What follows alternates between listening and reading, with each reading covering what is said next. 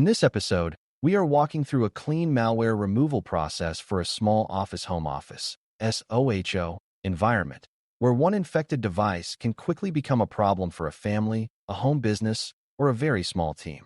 This kind of setting matters because there usually are not many layers of support, no large security team waiting nearby, and no extra devices standing by to replace every broken system the moment something goes wrong. That means the technician has to be calm, methodical, and careful about the order of operations. If the response is rushed, the malware may spread, useful evidence may be lost, or the system may be returned to service before it is actually safe. The goal is not to do something dramatic. The goal is to move in a clean order so the threat is contained, the system is cleaned, the damage is checked, and the device comes back into normal use only when it can be trusted again. Before we continue, a quick note. This audio course is part of our companion study series. The first book is a detailed study guide that explains the exam and helps you prepare for it with confidence. The second is a Kindle-only ebook with 1,000 flashcards you can use on your mobile device or Kindle for quick review. You can find both at Cyber.Me in the Bare Metal Study Guide series. The process begins the moment someone notices that something is wrong, and at that point the most important skill is not speed by itself, but controlled thinking. A user may report fake alerts, strange pop-ups, browser redirects, locked files, missing security tools, unusual slowness, or a system that seems to be acting on its own. In a SOHO setting, people often wait too long to ask for help because they hope the problem will go away, or they start clicking around wildly and make the situation harder to understand. A beginner technician should learn to slow the moment down right away. Ask what the user saw first, what changed recently, whether any strange files were opened, whether a link was clicked, and whether other devices on the same network seem affected too.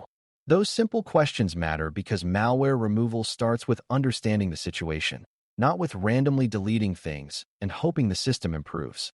Once malware is suspected, the next step is containment, because an infected system that stays fully connected can keep doing damage while everyone argues about what to do next.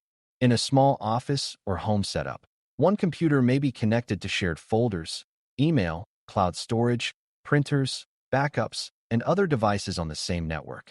That means the infection may not stay on one screen just because the user stopped touching the keyboard. A technician should think clearly about stopping the spread before starting deeper cleanup. The device may need to be separated from the network so it cannot keep reaching other systems or outside servers. This is not about panic. It is about limiting movement.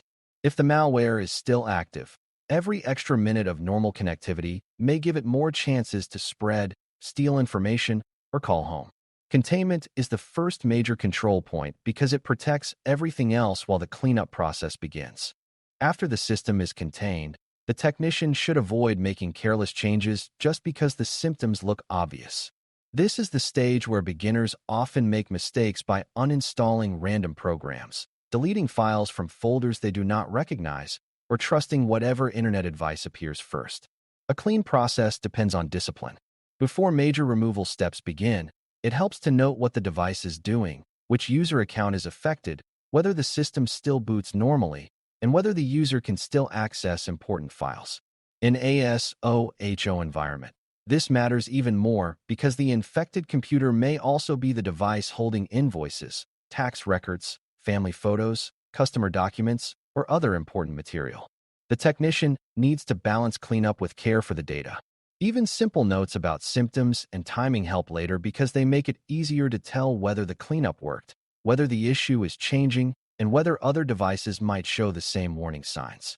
Quarantine becomes very important at this stage because it gives the technician a safer way to contain suspicious files or detected threats without jumping straight to reckless deletion.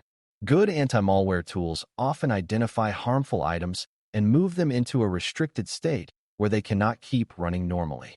That is useful because quarantine reduces the threat while preserving order in the cleanup process. In a beginner's mind, delete can feel like the most satisfying button, but immediate deletion is not always the best first move. If the tool has detected multiple suspicious items, or if the system is still unstable, quarantine creates space to verify what is happening before final removal is completed. It also reduces the chance that the technician will remove the wrong thing manually out of fear or frustration. In a SOHO cleanup process, quarantine is a controlled step. It helps move the system from active threat towards stable investigation, and that makes every later step easier to manage. With the system contained and suspicious items quarantined when possible, the next focus is scanning and detection. This is where anti-malware tools do much of their best work. But beginners need to understand that scanning is part of a process, not the whole process by itself. The technician should use trusted security tools to check for malicious files, suspicious processes, harmful browser changes, and other signs that the infection goes deeper than the first symptom suggested. In a SOHO setting, it is common for users to rely on one familiar tool and assume that one quick scan tells the whole story. A better habit is to understand that the scan result needs to be read in context. If the tool finds one small, unwanted program and the system is otherwise stable, the cleanup path may be simple. If the tool finds many threats, or if security tools are being blocked, that tells the technician the infection may be deeper and the next steps must be handled more carefully.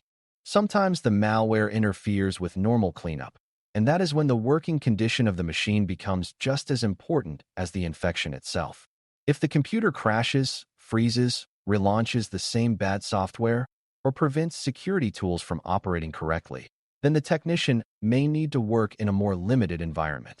The key idea for a beginner is simple. If the normal startup condition keeps helping the malware or getting in the way of cleanup, then normal startup is no longer the right place to work.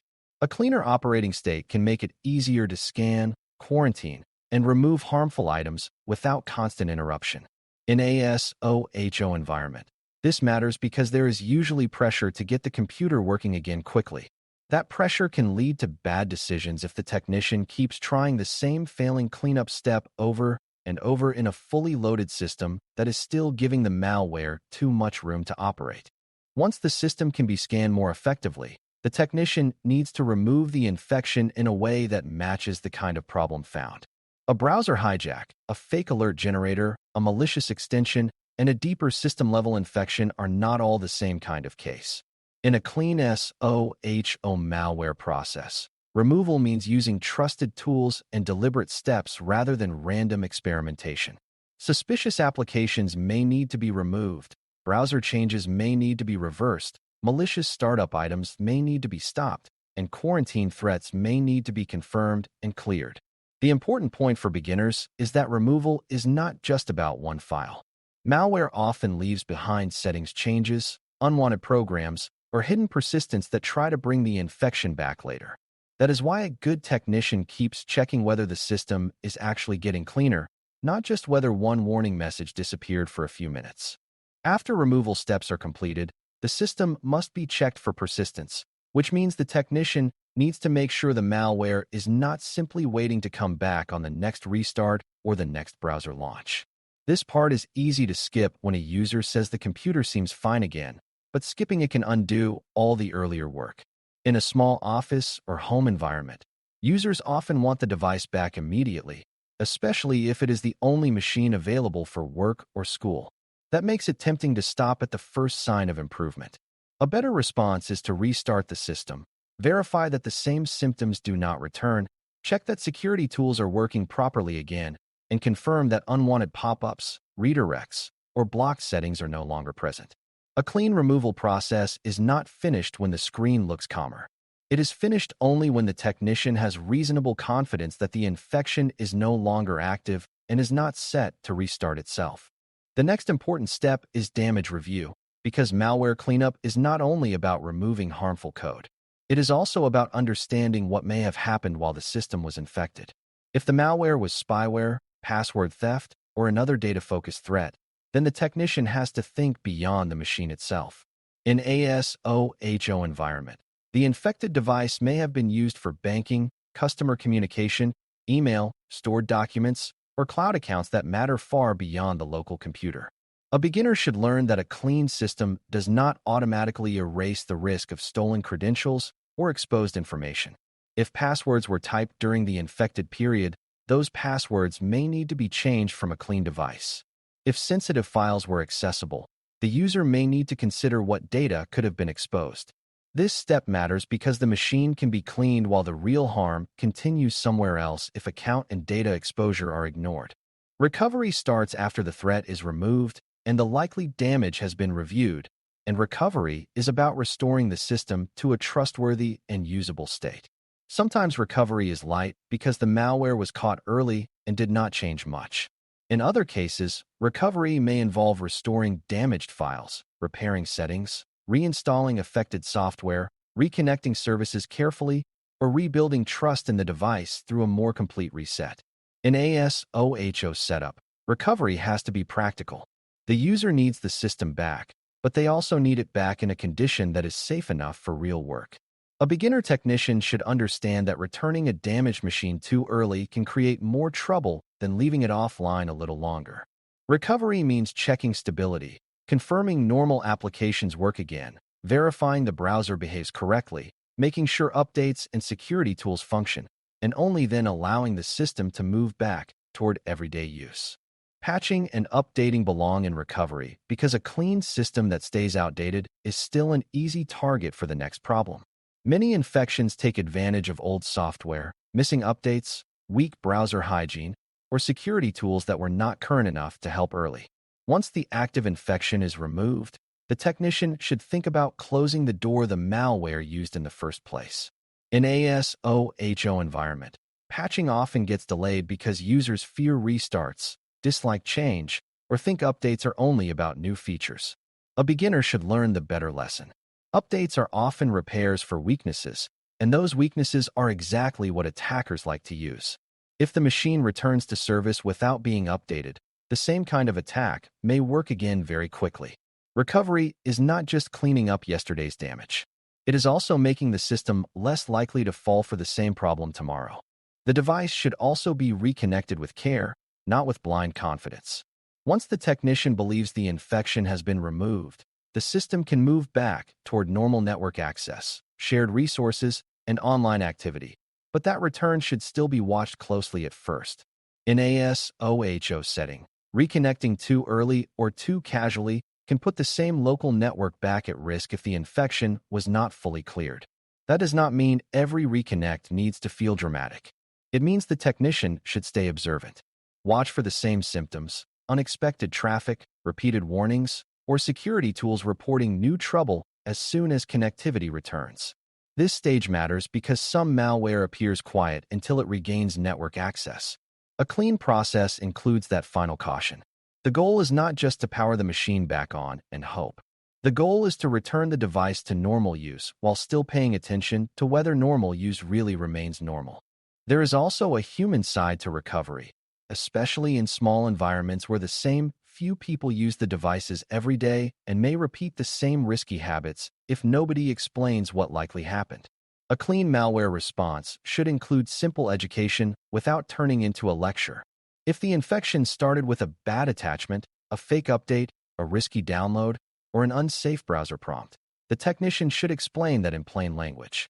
In SOHO environment, this step matters because there may be no later training session and no large security department sending reminders.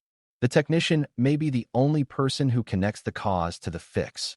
Beginners should understand that prevention grows out of honest explanation. People are more likely to avoid the same mistake if they understand how the malware got in and what warning signs should have stood out. Recovery is stronger when the user comes back wiser, not just relieved. As we close, the main idea is that a clean SOHO malware removal process is really about doing the right things in the right order. First, recognize the problem and slow the situation down. Then contain the device so the damage does not spread. Gather enough information to understand what is happening. Use quarantine and trusted scans to control and identify the threat. Remove the infection carefully. Verify that it does not return. Review what damage or exposure may have happened. Recover the system to a stable state. Patch the weaknesses that helped the infection succeed. Reconnect carefully. And teach the user what to avoid next time. None of those steps works as well when done out of order. When beginners understand the sequence from quarantine to recovery, they stop seeing malware cleanup as random trial and error and start treating it like a calm, practical support process that protects the device, the data, and the rest of the environment. Thanks for listening. For more audio courses, daily newsletters, and more, please visit BareMetalCyber.com.